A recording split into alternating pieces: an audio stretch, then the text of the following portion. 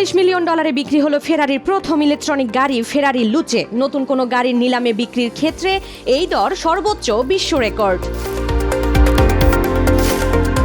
ক্যালিফোর্নিয়ায় আয়োজিত RM সোথেবিসের একটি দাতব্য নিলামে সাধারণ মূল্যের চেয়ে 35 গুণেরও বেশি দামে বিক্রি হয় গাড়িটি।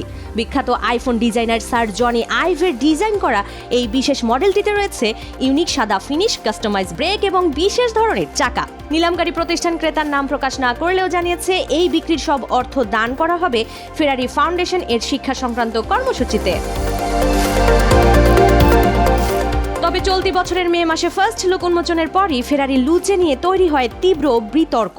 5+ স্টার রেটিং প্রাপ্ত দেশের সর্বোচ্চ বিদ্যুৎ সাশ্রয়ী ওয়ালটন এসি স্মার্ট কমফোর্ট এখন নেক্সট লেভেলে। ব্যাটারি চালিত এবং 5 আসনের এই মডেলটি ফেরারির ঐতিহ্যবাহী স্পোর্টস কারের চরিত্র থেকে সরে এসেছে এমন সমালোচনায় পরদিনই কমে যায় ব্র্যান্ডটির শেয়ারের দাম। ইতালির উপপ্রধানমন্ত্রী মাত্তেও সালভিনি থেকে শুরু করে ফেরারির সাবেক চেয়ারম্যান লুকা কর্দেরো দি মন্তেজেমোলো পর্যন্ত জড়িয়ে পড়েন সমালোচনায়। মন্তেজেমোলোর মতে ফেরারির মতো একটি কিংবদন্তিকে ধ্বংস করার ঝুঁকি তৈরি করেছে গাড়িটি। অবশ্য এসব সমালোচনাকে উদ্ভাবন প্রক্রিয়ারই অংশ বলে মনে করেন ফেরারির প্রধান ডিজাইনার কর্মকর্তা ফ্লাভিও মানজোনি। তার বিশ্বাস, সময়ের সঙ্গে সঙ্গে মানুষ এই গাড়ির প্রকৃত ভ্যালু বুঝতে পারবে। তবে এসব সমালোচনার মধ্যেই আন্তর্জাতিক বাজারে, বিশেষ করে চীনে গাড়িটির চাহিদা পৌঁছেছে তুঙ্গে।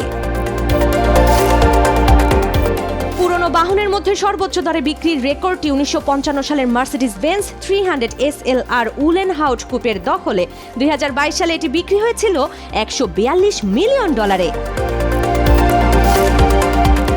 ইলন মাস্কের টেসলা এবং চীনা ইভি প্রস্তুতকারকদের আধিপত্যের বাজারে প্রান্সিং হর্স অর্থাৎ ফেরারির এই পদচারণা কেবল একটি নতুন মডেল উপস্থাপন নয়, বরং বিলাসবহুল অটোমোবাইল ইন্ডাস্ট্রিতে ব্যাটারি চালিত অটোর ভবিষ্যৎ গড়ে তোলার এক বিরাট পদক্ষেপ।